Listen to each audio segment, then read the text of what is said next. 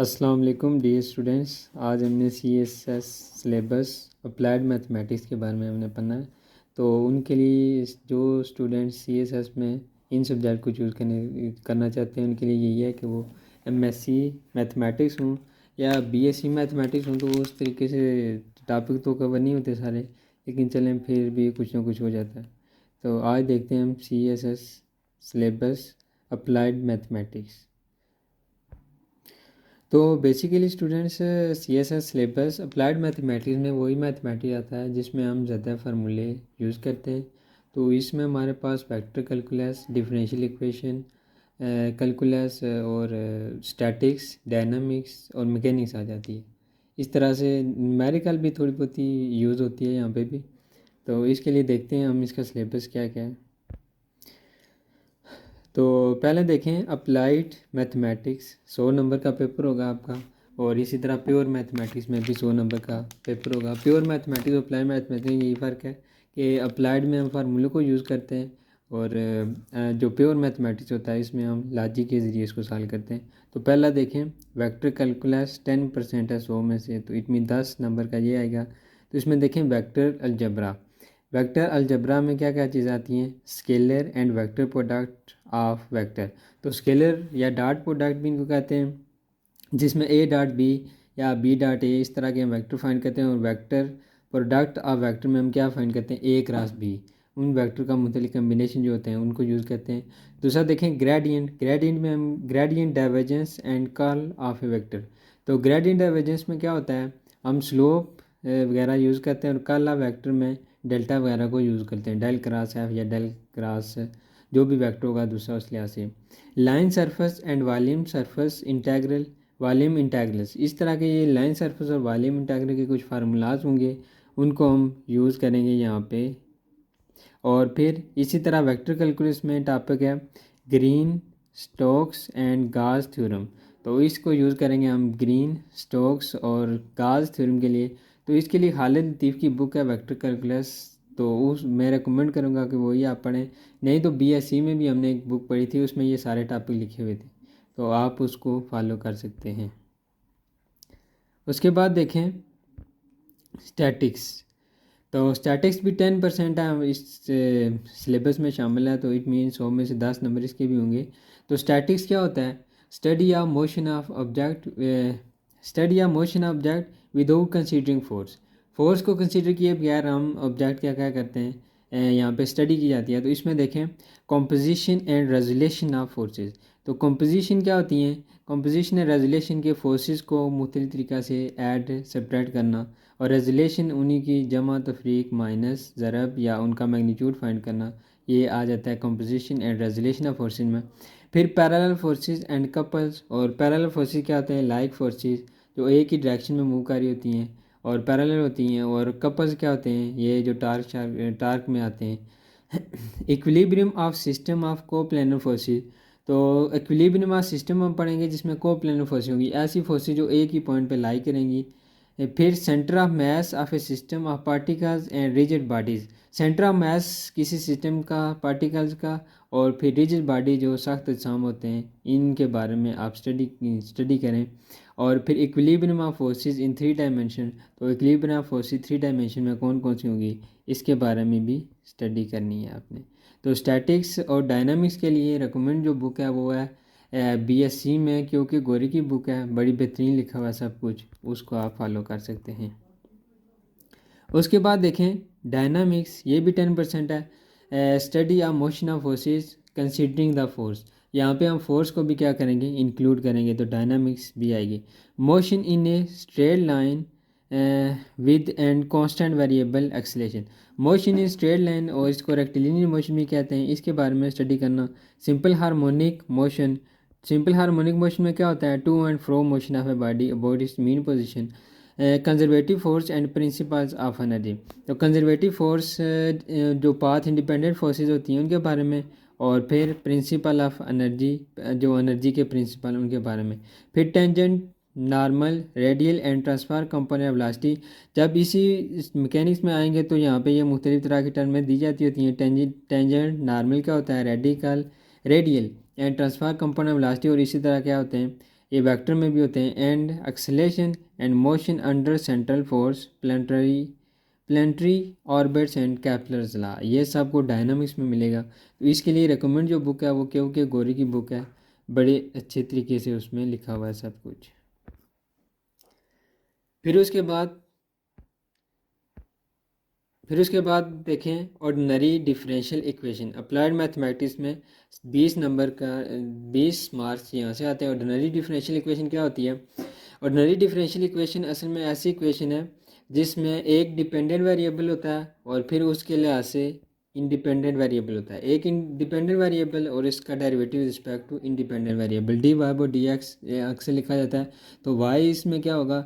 Dependent variable होगा और x क्या होगा? इंडिपेंडेंट वेरिएबल है, जिसमें हम वाई की शक्ल में क्या निकालते हैं? सोल्यूशन निकालते हैं।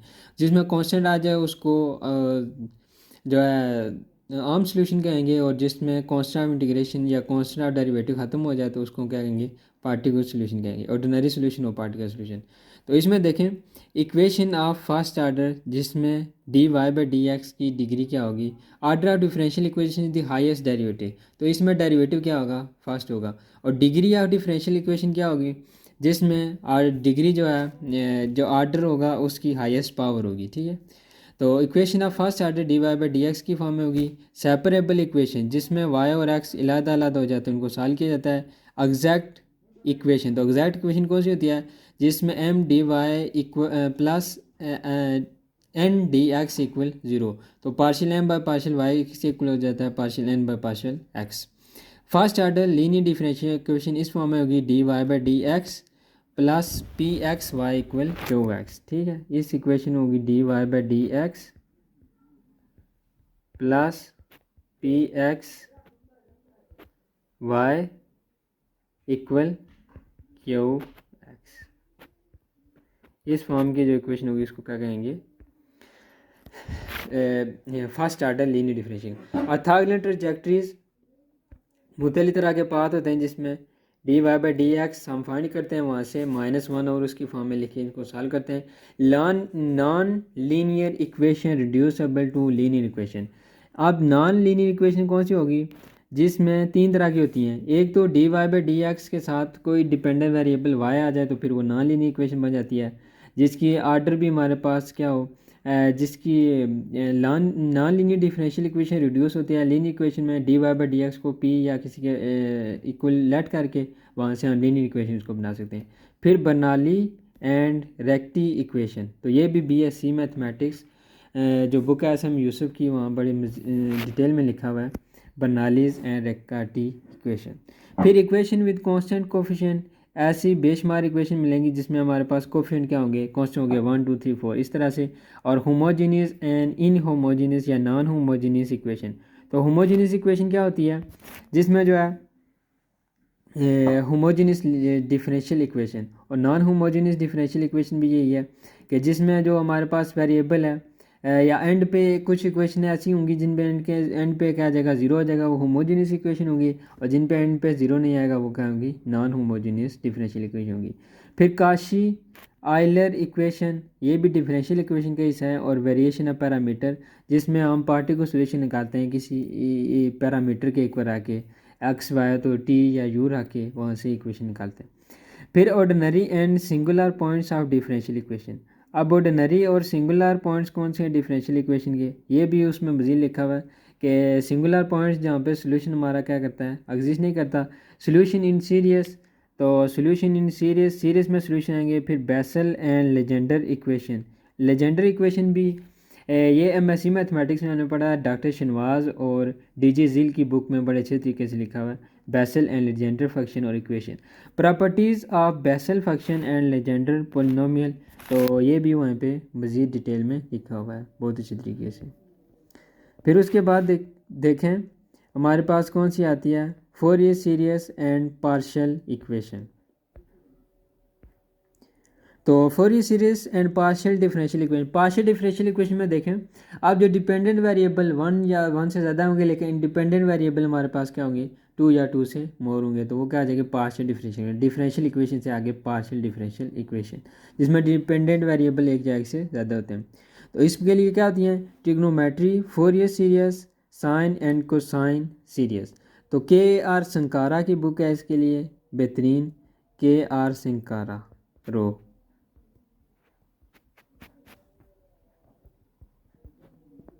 KR संकारा इसके लिए अच्छी बुक है, तो वो रिकमेंड करता हूँ मैं। उसके लिए देखें बेसेल्स इनइक्वालिटीज़, फिर summation of infinite series, convergence of finite series, ये सब कुछ इसमें आएगा। फिर उसके बाद देखें partial differential equation of first order, ये first order partial differential equation होगी आपके पास, उसको आपने पढ़ना है। फिर classification of partial differential equation, जो उसकी टाइप होंगी सेकंड आर्डर की।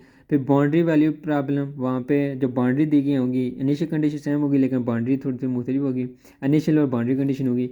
Solution by method of separation of variable, variable को सेपरेट करके सोल्यूशन निकालना। फिर problem associated with Laplace equation, Laplace equation को सॉल्व करना, और wave equation and heat equation in the Cartesian product. फिर हीट इक्वेशन और कार्टेशियन कोऑर्डिनेट में वेव इक्वेशन भी होंगी जिनको हम सॉल्व करेंगे। फिर उसके बाद देखें जो अप्लाइड मैथमेटिक्स में 30 नंबर का क्वेश्चन आता है 30%, वो क्या है, न्यूमेरिकल मेथड्स। तो न्यूमेरिकल मेथड्स बड़े आसान भी हैं लेकिन इनके लिए थोड़ा सा प्रैक्टिस ज़्यादा ज़रूरत होती है। तो देखें solution of non linear equation by section, तो बाय सेक्शन मेथड जिसमें हम क्या करते हैं, दो नंबर लेते हैं, फिर उनको डिवाइड करते हैं, फिर देखते हैं कि इंटरवल कौन सा आएगा, फिर उस लिहाज से इनको सॉल्व करते हैं। फिर second method and Newton Raphson method. तो न्यूटन रैप्सन मेथड क्या होता है, F x equal F x minus F prime F x over F prime of x. तो रैप्सन मेथड में उसका हम रूट फाइंड करते हैं, सोल्यूशन को सॉल्व करने के लिए इस्तेमाल करते हैं। The fix point iterative method और order of convergence of method. तो ऑर्डर ऑफ कन्वर्जेंस हम मेथड पढ़ेंगे, न्यूटन का सेकंड डिग्री होता है, सेकेंड का बाइसेक्शन का, इस तरह। Solution of system of linear equation, जो सोल्यूशन होता है सिस्टम ऑफ लीनियर इक्वेशन का कैसे सॉल्व करते हैं, जैकोबी मेथड से, गॉस सीडल मेथड से, स्टोक्स इस तरह के मेथड से। डायगोनली डोमिनेट सिस्टम, तो जिसमें जो पहला हमारे पास डायगोनल होगा वो दूसरे दो एलिमेंट से बड़ा होगा हमेशा, तो वो किस लिए होता है, ताकि हमारा सिस्टम जो है जल्दी जल्दी से कन्वर्ज करे। एंड जैकोबी गॉस, ये ना लीनियर इक्वेशन को सॉल्व करने के लिए गॉस सीडल मेथड और जैकोबी मेथड इस्तेमाल होते हैं। फिर न्यूमेरिकल डिफरेंशिएशन एंड इंटीग्रेशन आप पढ़ेंगे कि न्यूमेरिकल डिफरेंशिएशन और इंटीग्रेशन क्या होती है, ट्रापेजियन रूल और सिम्पसन रूल क्या होते हैं, और गॉसियन इंटीग्रेशन फार्मूला क्या होते हैं। तो इसके लिए सब के लिए देखें। फिर आगे देखें numerical solution of ordinary equation, Euler modify, Euler methods और रंगा कुत्था मेथड। तो ये सारे न्यूमेरिकल सॉल्यूशन में आ जाते हैं। इसके लिए सजेस्टेड बुक कौन कौन सी हैं, an introduction to vector analysis, Khalid Latif की बुक है, वो अच्छे तरीके से लिखा हुआ है। फिर इंट्रोडक्शन टू मैकेनिक्स जो BSc में यूज़ होते हैं, क्योंकि गोरू की बुक है, बड़े अच्छे तरीके से मैकेनिक्स लिखी हुई है। And intermediate course in theoretical mechanics, Khalid Latif की। फिर differential equation with boundary value problem, एक डिजिजिल की है और MR कलन की। तो इसके लिए जो सजेशन बुक मैं देता हूँ आपको, वो डॉक्टर शहनवाज की बड़े अच्छे तरीके से लिखा हुआ है, डॉक्टर शहनवाज की, ठीक है, वो अच्छी बुक है डॉक्टर शहनवाज की, पाकिस्तानी ऑथर है। फिर एलिमेंट्री डिफरेंशियल इक्वेशन के लिए मुख्तलिफ ऑथर दिए गए हैं। Introduction to ordinary differential equation AL Robinson की बुक दी गई है। फिर एडवांस इंजीनियरिंग मैथमेटिक्स में के कर्जन की बुक दी गई है। इंट्रोडक्शन टू न्यूमेरिकल एनालिसिस, ये सबसे बेस्ट बुक है न्यूमेरिकल के लिहाज से मोहम्मद इकबाल की, ठीक है, बड़े अच्छे तरीके से मैथ लिखे हुए। फिर न्यूमेरिकल एनालिसिस दूसरी दी गई है RL बर्डन की एंड JDF फेरिस की। एलिमेंट ऑफ न्यूमेरिकल एनालिसिस दिए गए हैं फैज़ अहमद की एंड MR राना की। और मैथमेटिकल मेथड, ये सबसे बेहतरीन बुक है SM यूसुफ, अब्दुल मजीद और मोहम्मद अमीन की। रहीम बिस्मिल्लाहिर्रहमानिर्रहीम, अस्सलाम वालेकुम डियर स्टूडेंट्स। आज हम CSS syllabus subject pure mathematics के बारे में पढ़ेंगे। इसमें कौन कौन सा सिलेबस यूज़ होता है या आता है। तो पहली वीडियो में मैंने बताया अप्लाइड मैथमेटिक्स में क्या क्या चीज़ें इस्तेमाल होती हैं। अब देखें आप प्योर मैथमेटिक्स में क्या क्या इस्तेमाल होगा। तो प्योर मैथमेटिक्स में ज़्यादातर तो लॉजिक ही यूज़ होती हैं, जो लॉजिक से हम विदाउट नंबर जो है ना अलजेब्रा को यूज़ करके मुझे सोल्यूशन फाइंड करते हैं। तो यहाँ पे देखें आप तो आप देखें प्योर मैथमेटिक्स में 100 नंबर का पेपर होगा अप्लाइड मैथमेटिक्स की तरह, लेकिन यहाँ पे modern algebra, calculus and analytical geometry, और तीसरा जो पोर्शन होगा वो होगा कम्प्लेक्स एनालिसिस 20 मार्क्स का, और बाकी जो ईच 40 मार्क्स के होंगे। तो मॉडर्न अलजेब्रा में देखें कौन कौन सी चीज़ें आती हैं। मॉडर्न अलजेब्रा विदाउट नंबर हम अलजेब्रा या जो सिंबल होंगे अल्फ़ाबेट्स होंगे उनके जरिए से फाइंड करेंगे। ग्रुप पहला देखें टॉपिक है। तो ग्रुप देखें बेसिकली क्या होते हैं, जब एक सेट हमें दिया जाता है तो उसमें से 4 प्रॉपर्टी जो होल्ड करता है, कम क्लियर, असेटिव, आइडेंटिटी और इन्वर्स। और एडिशन के लिहाज से एडिटिव होगा और मल्टीप्लिकेशन के लिहाज से मल्टीप्लिकेटिव, इन्वर्स और आइडेंटिटी होगी तो ग्रुप कहलाएगा। तो जिस सेट में 4 प्रॉपर्टी होंगी वो ग्रुप कहलाएगा। तो मॉडर्न अलजेब्रा में ये सबसे सरफेस टॉपिक है ग्रुप। उसके बाद सब ग्रुप, एक ग्रुप सब ग्रुप तब होगा जब उसमें 2 प्रॉपर्टीज होल्ड करेंगी। अगर ए बी एक एलिमेंट हमारे पास, उसका ए बी इनवर्स बिलोंग करेगा जी के साथ, और ए बी का प्रोडक्ट लेंगे तब भी उसके साथ बिलोंग करेगा, तो सब ग्रुप बनेगा। फिर लैग्रांज थ्योरम या लैग्रांजियस थ्योरम क्या होता है, order of a finite subgroup, order of finite group divide the order of number of subgroup divide order of group, तो इस तरह ये लैग्रांज थ्योरम आएगा। फिर साइक्लिक ग्रुप, तो नंबर ऑफ जनरेटर जिसमें आप फाइंड करते हैं साइक्लिक ग्रुप। फिर उसी से आगे नॉर्मल सब ग्रुप, तो एक साइक्लिक ग्रुप का अब नॉर्मल सब ग्रुप होगा जब उसके तमाम जो है सब ग्रुप ग्रुप के सब ग्रुप आएंगे। फिर क्वोशंट ग्रुप डिवाइड की फॉर्म में जब ग्रुप होगा, जी ओवर एन की फॉर्म में, तो उसको हम क्या कहेंगे, क्वोशंट ग्रुप। इनके मुख्तलिफ एलिमेंट होते हैं आपके पास, ठीक। उसके बाद देखें fundamental theorem of homomorphism. Homomorphism क्या होता है, any mapping which preserve the structure को जो मैपिंग प्रिजर्व करते हैं उसको कहते हैं होमोमॉर्फिज्म। अगर सपोज ए बी एलिमेंट है हमारे पास, तो 5 इंटू ए बी क्या होगा, 5A और 5B, homomorphism. Fundamental theorem of homomorphism. Isomorphism क्या होती है, और 1 और ऑन टू जो होमोमॉर्फिज्म होती है उसको कहते हैं आइसोमॉर्फिज्म थ्योरम ऑफ ग्रुप। तो फर्स्ट आइसोमॉर्फिज्म थ्योरम होता है, फिर सेकंड और फिर थर्ड। फिर inner automorphism, onto homomorphism को ऑटोमॉर्फिज्म कहते हैं। फिर कंजुगेट एलिमेंट्स जो और कंजुगेट्स सब ग्रुप, ये इस तरह के होते हैं। फिर commutator group, commutator group basically इनके भी एलिमेंट होते हैं ए बी, ए इनवर्स और बी इनवर्स की फॉर्म में होते हैं, और फिर उनको क्या प्रूव करना पड़ता है कि वो क्या है, ग्रुप हैं या जो भी है सब ग्रुप, उस लिहाज से। फिर उसके बाद दूसरा टॉपिक है रिंग। तो फील्ड से आगे रिंग आती है। तो रिंग क्या होती है, जो हमारे पास अबिलियन ग्रुप हो अंडर एडिशन, और एक सेट अबिलियन ग्रुप हो अंडर मल्टीप्लिकेशन, और फिर वो डिस्ट्रीब्यूटेड आप भी होल्ड करता हो, तो वो क्या होती है फील्ड। और फील्ड से आगे रिंग, सब रिंग उसी से, अगर एक रिंग है तो उसकी सब रिंग के लिए 2 कंडीशन सेटिस्फाई करना पड़ती है। फिर इंटेग्रल डोमेन, कम्यूटेटिव ड्वी रिंग जो होती है वो हमारे पास क्या होती है, इंटेग्रल डोमेन होती है, ए बी इक्वल होगा बी ए के। फिर कोशेंट फील्ड। फिर isomorphism theorem, any mapping which preserve the structure homomorphism, और 1 और ऑन टू जो होमोमॉर्फिज्म होगी इसको हम क्या कहेंगे, आइसोमॉर्फिज्म, ठीक है। Isomorphism theorem, first isomorphism theorem होता है, सेकंड आइसोमॉर्फिज्म थ्योरम और third isomorphism theorem. Field extension and finite field, ये भी ज़्यादातर टॉपिक जो हैं वो एमएससी से लिए गए हैं। तो ये तकरीबन सारे टॉपिक बीएससी में, कम ही एक ग्रुप हमने पढ़ा था, बाकी सारे टॉपिक आयरिस्टन की बुक थी, वहाँ बड़े मज़ीद डिटेल में लिखा हुआ है क्या होते हैं रिंग, सब रिंग और ये ग्रुप वगैरह सब। फिर वेक्टर स्पेस, तो वेक्टर स्पेस के लिए मुख्तलिफ प्रॉपर्टीज़ हैं।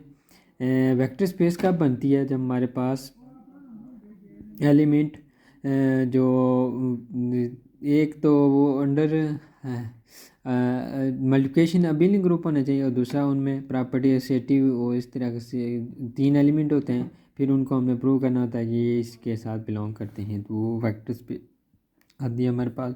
फिर लीनियर इंडिपेंडेंस, तो लीनियर इंडिपेंडेंस क्या होते हैं, ऐसे वेक्टर या ऐसे वेरिएबल जो हमारे पास किसी पे डिपेंड नहीं करते, ठीक है, लीनियर इंडिपेंडेंस। और फिर बेसिस और dimensions of finally generated space.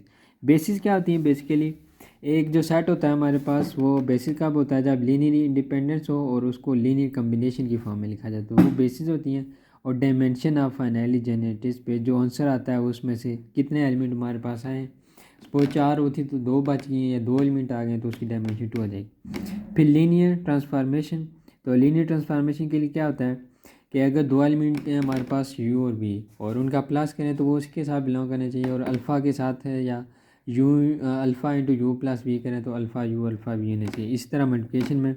फिर मैट्रिसेस एंड अलजबरा, तो मैट्रिसेस क्या होते हैं, rectangular array of number include by pair of square bracket, और फिर उनका अलजबरा के डिटर्मिनेंट क्या है, सिंगुलर क्या है, नॉन सिंगुलर क्या है। फिर इन्वर्टिबल कौन से हैं, डायगोनल कौन से हैं, यूनिट मैट्रिक्स कौन से हैं। फिर इस तरीके से उनका जबरा कमोटेटिव लाल करते हैं, रैंक, ये सब कुछ उनमें आ जाता है। फिर reduction of matrices to equivalent form, ठीक है। तो इक्विवेलेंट फॉर्म में क्या होता है, हमारे पास एक मैट्रिक्स सपोज दिया गया है तो उसके हम क्या करते हैं, यहाँ पे 1 1 और 1 प्रूव करते हैं, और बाकी सारे एलिमेंट क्या करते हैं 0 0 0। फिर उसके बाद nullity of linear transformation, linear transformation की rank number of non zero, यहाँ पे जो नंबर ऑफ नॉन ज़ीरो बचेंगी, सपोज यहाँ पे ऐसा मैट्रिक्स हमारे पास आ गया, नंबर ऑफ नॉन ज़ीरो 3 है तो ये इसका रैंक आ जाएगा 3। फिर उसके बाद देखें solution of system of homogeneous and non homogeneous linear equation, तो एक सिस्टम दिया गया होता है, होमोजीनियस जिनके एंड पे 0 आता है इक्वल के बाद, और नॉन होमोजीनियस जिनके एंड पे 0 नहीं आता। और प्रॉपर्टीज़ ऑफ डिटर्मिनेंट की प्रॉपर्टीज़ कौन कौन सी यूज़ होती हैं वो इसमें हम डिस्कस करते हैं। तो अलजबरा के लिए जो बुक है वो आयर एरिस्टन की बुक है, जो मैसी मैथमेटिक्स में पढ़ा, ये सारे टॉपिक उसमें बड़े क्लियर लिखे हुए हैं। उसके बाद आए सेक्शन बी। सेक्शन बी क्या है, कैलकुलस इन एनालिटिकल ज्योमेट्री। तो कैलकुलस में बेसिकली क्या होता है, जिसमें हम रेट ऑफ चेंज को क्या करते हैं, स्टडी करते हैं कैलकुलस में। एंड और एनालिटिकल ज्योमेट्री क्या है, हम कोऑर्डिनेट सिस्टम को डिस्कस करते हैं, X Y coordinate system, origin पे, ट्रांसलेशन में, रोटेशन में। उसके बाद स्लोप, पैरेलल हैं, परपेंडिकुलर हैं। उसके बाद सिस्टम ऑफ इक्वेशन आती है, उनको सॉल्व करना पड़ता है। तो कोऑर्डिनेट सिस्टम के मुताबिक जितना भी हमारे पास मवाद होगा उसमें वो हम क्या लेकर जाएंगे एनालिटिकल ज्योमेट्री में। तो पहला देखें रियल नंबर। अब रियल नंबर देखें क्या होते हैं। रियल नंबर बेसिकली जो भी नंबर है, पहले कौन से नंबर है नेचुरल, फिर उसके बाद ज़ीरो का एलिमेंट हमने ऐड किया या डिजिट ऐड किया तो क्या आगे हमारे पास होल नंबर आ गए। होल नंबर के बाद हमारे पास कौन से नंबर आ जाएंगे, फिर इंटीजर्स आ गए। इंटीजर के बाद रैशनल, इरेशनल, और फिर उसके बाद सारे नंबर जो होते हैं वो क्या होते हैं, रियल नंबर होते हैं, ठीक है।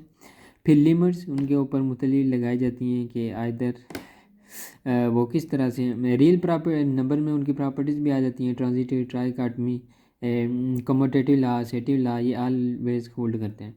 फिर लिमिट में देखें कि लिमिट लगाई जाती है कि यहाँ से यहाँ तक आपने लेफ्ट हैंड लिमिट है, फिर राइट हैंड लिमिट है। फिर कंटिन्यूटी कब होगी, जब हमारा फंक्शन क्या होगा, डिफाइन होगा। लेफ्ट हैंड लिमिट और राइट हैंड लिमिट क्या होगी, एग्जिस्ट करेगी, लिमिट एग्जिस्ट करेगी, और लेफ्ट और राइट हैंड लिमिट क्या होगी, दोनों इक्वल होंगी। फिर डिफरेंशिएबिलिटी क्या होती है, और डिफरेंशिएबिलिटी में क्या होता है कि every differentiable function is continue but every continue function is not differentiable. तो इसमें F into x plus H minus F x over H की फॉर्म में लिख के उसको प्रूव करते हैं कि डिफरेंशिएबल है या नहीं है। फिर इनडेफिनाइट इंटीग्रेशन कौन सी होती है, जिसमें कॉन्स्टेंट इंटीग्रेशन हमारे पास होता है, ठीक है। इंटीग्रेशन हम सॉल्व करते हैं और उसके एंड पे कहा जाता है सी आ जाता है, तो वो क्या होगी, इनडेफिनाइट इंटीग्रेशन होगी। फिर मीन वैल्यूज़ थ्योरम के फंक्शन हमारा कंटिन्यू इंटरवल ए बी और डिफरेंशिएबल ऑन ओपन इंटरवल, तो F mean value theorem F B minus F A और B minus A F prime of zero, इस तरह से।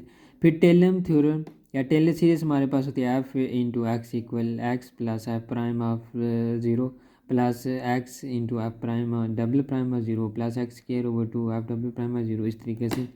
ये BSc mathematics S M Yusuf की बुक और जो हमने पढ़ी है एमएससी मैथमेटिक्स में होली रीजनिंग की बुक है, उसमें बड़े मज़ीद डिटेल में लिखा हुआ है, लेकिन मैं एस एम यूसुफ की पहले पढ़े आपको मज़ीद समझ आ गई। इंटरमीडिएट फॉर्म जीरो के फॉर्म, इन्फिनिटी फॉर्म, जीरो के ऊपर इन्फिनिटी या इन्फिनिटी ओवर जीरो, इस फॉर्म में होगी वो होगी इनडिटर्मिनेट फॉर्म। आइसेंटार्ट क्या होते हैं, नॉन इंटरसेक्टिंग जो लाइन होती है हॉरिजॉन्टल और वर्टिकली, उसको हम आइसेंटार्ट कहते हैं। तो ये भी मज़ीद डिटेल में लिखा है बीएससी और एमएससी में। कर्व ट्रेसिंग, कार को ट्रेस करते हैं आप कि टेंजेंट है, स्ट्रेट है या कैसी कैसी है। डेफिनाइट इंटीग्रल, जिसमें कॉन्स्टेंट टाइम इंटीग्रेशन हम क्या कर देते हैं, ख़त्म कर देते हैं, उसको कहते हैं डेफिनाइट इंटीग्रल। ठीक है, ये हमारे पास एक एग्जैक्ट सोल्यूशन आता है। Function of सर्वल variable, function of one variable क्या होता है कि डोमेन सारी यूज़ होनी चाहिए और रेंज में जो है ना कुछ डोमेन सारी यूज़ होनी चाहिए और सेट जो है ना ए टू बी फंक्शन तभी खिलाएगा। लेकिन सर्वल वेरिएबल एक से ज़्यादा वेरिएबल होंगे हमारे पास। फिर पार्शियल डेरिवेटिव ऑफ फंक्शन क्या होगा कि एक से ज़्यादा हमारे पास इंडिपेंडेंट वेरिएबल होंगे, उसके हिसाब से डिपेंडेंट वेरिएबल होंगे। फिर मैक्सिमा एंड मिनिमा, पहले सिंगुलर पॉइंट फाइंड करेंगे, फर्स्ट डेरिवेटिव जीरो रख के, फिर डबल सिंगल में से वो पॉइंट निकालेंगे एक्स या वाई की वैल्यू, फिर वो डबल डेरिवेटिव में पुट करेंगे। अगर फंक्शन हमारे पास F double prime of X greater than zero आ जाए तो फिर हमारे पास फंक्शन क्या होगा, मैक्सिमम होगा।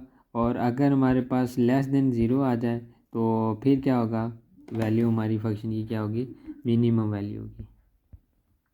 एफ डबल प्राइम अगर हमारे पास क्या आ गया। फिर उसके बाद देखें जकोबियंस क्या होता है, नंबर ऑफ लीनियर इक्वेशन दी जाती हैं, वहाँ से हम निकालते हैं Jacobian double and triple integration techniques only. तो ये डबल इंटीग्रेशन में दो इंटीग्रल आ जाते हैं और जो ट्रिपल इंटीग्रेशन में उसमें तीन इंटीग्रल आ जाते हैं। फिर उनको हम क्या करते हैं, बारी बारी पहले इसको फिर इसको और फिर इसको क्या करते हैं, सॉल्व करते हैं। फिर उसके बाद देखें application of beta and gamma function. तो बीटा और गैमा फंक्शन की एप्लीकेशन, एक बीटा की फॉर्म में होंगे और दूसरा गैमा की फॉर्म में फंक्शन दिए गए होंगे, उनको हमने सॉल्व करना है। उसके बाद देखें एरियाज एंड वॉल्यूम। तो एरिया वॉल्यूम क्या होते हैं, रिमान स्ट्रेटजिकल इंटीग्रल्स जो हमारे पास इंटरवल की फॉर्म में होंगे। ठीक, इम्प्रॉपर इंटीग्रल कौन से होंगे, जो किसी प्रॉपर फॉर्म में नहीं होंगे, इंटीग्रल तो होंगे लेकिन इम्प्रॉपर होंगे। And there condition of existence implicit function कौन से होते हैं, if y is not easily expressed in the form of x then it is called implicit function। और implicit थ्योरम आप पढ़ेंगे सीखेंगे क्या क्या होते हैं। फिर सेकंड ईयर का देखें, सबसे इंपॉर्टेंट चैप्टर है conic section in Cartesian coordinate. तो बीएससी मैथमेटिक्स में भी है, मैथ्स में भी है। कॉनिक बेसिकली कौन कौन सी होती हैं, सर्कल, एलिप्स, पैराबोला और हाइपरबोला, ये शेप्स हैं कॉनिक सेक्शन में आती हैं। कार्टेशियन कोऑर्डिनेट में पोलर कोऑर्डिनेट्स, फिर आर और थीटा की फॉर्म में जो कोऑर्डिनेट हो गए polar coordinate which choose represent the straight line and conic section. फिर Cartesian and spherical polar coordinates R theta और जी की फॉर्म में या थीटा फाई और जी की फॉर्म में जो एलिमेंट हो गए उनको क्या कहेंगे, थ्री डायमेंशन में कार्टेशियन और स्फेरिकल पोलर कोऑर्डिनेट। फिर the plane, the sphere, the ellipsoid, the paraboloid, the hyperboloid in Cartesian and spherical polar coordinate. फिर आप प्लेन डिस्कस करेंगे कौन कौन से, द स्फीयर होती है द एलिप्सॉइड एक्स स्क्वायर और y square plus y square over g square equal 1, या पैराबोलॉइड होता है और हाइपरबोलॉइड, इन तरह की इक्वेशन होंगी, ये भी इसमें मज़ीद डिटेल में लिखी हुई हैं वो होती हैं। उसके बाद देखें तीसरी सेक्शन है जो 20 नंबर की है, यहाँ से आता है पेपर। तो कम्प्लेक्स वेरिएबल, तो सारे नंबर जो होते हैं वो कम्प्लेक्स होते हैं, but every real number is complex but every complex number is not. हर जो रियल नंबर है वो, every complex number is real, आज जो कम्प्लेक्स नंबर है वो रियल भी होता है हमारे पास, वो जीरो उसका क्या होता है, इमेजिनरी पार्ट होता है, आयोटा उसका इमेजिनरी पार्ट होता है, सॉरी। तो कम्प्लेक्स वेरिएबल में देखें फंक्शन ऑफ कम्प्लेक्स वेरिएबल जो आयोटा की फॉर्म में नंबर होंगे, De Moivre's theorem x plus y के ऊपर क्या लिखा होगा, आर होगा, ये जो भी होगा तो उसको क्या लिखेंगे, उस पावर को इधर लेकर आएंगे। ठीक है, तो का या X R plus Y R इस तरीके से हो जाएगा, तो वो डिम्यूस थ्योरम। फिर उसके बाद एंड एप्लीकेशंस एनालिटिकल फंक्शन वही जो कोऑर्डिनेट सिस्टम में हम चेक करेंगे उनको। फिर इसमें आता है Kashi theorem, Kashi integral formula भी आता है इसमें। फिर टेलर एंड लॉरेंट सीरीज सिंगुलरिटीज़ के फंक्शन हमारा कहाँ पे डिफाइन है, कहाँ पे डिफाइन नहीं है। काशी रेजिड्यू थ्योरम, तो काशी रेजिड्यू थ्योरम भी इसमें आता है। कंटोर इंटीग्रेशन, कंटोर को कार क्लोज कब होगी जब उसका इनिशियल और फाइनल पॉइंट एक जगह लाई करेगा, कंटोर हो गया, उसी पे हम इंटीग्रेशन बन गए। फिर Fourier series and Fourier transform, ये लेप्लास ट्रांसफार्म में भी आता है। अब देखें बुक्स जो मुख्तलिफ दी गई हैं वो एडवांस कैलकुलस कैप्लन की बुक है। फिर एनालिटिकल फंक्शन थ्योरी, हाइल ई की बुक है कैलकुलस, एंटन हार्वर्ड एंटन की बुक है, ये बड़ी अच्छी बुक है। फिर उसके बाद कम्प्लेक्स एनालिसिस गोडस्टन GRG की बुक है। फिर कम्प्लेक्स वेरिएबल में मारी आर स्पेजल की बुक है। Calculus with analytical geometry Yusuf SM की बुक है। फिर उसके बाद मज़ीद बुक्स गिवन है, तो थ्योरी ग्रुप के लिए मजीद A की बुक है, और मैथमेटिकली मेथड के लिए SM यूसुफ की बुक सबसे बेस्ट है। फिर theory topics in algebra, modern algebra के जो टॉपिक हैं वो क्लियर करना चाहते हैं तो ये सबसे बुक है, अच्छी बुक है टॉपिक्स इन अलजबरा, हाइस्टन आई इनकी बुक है।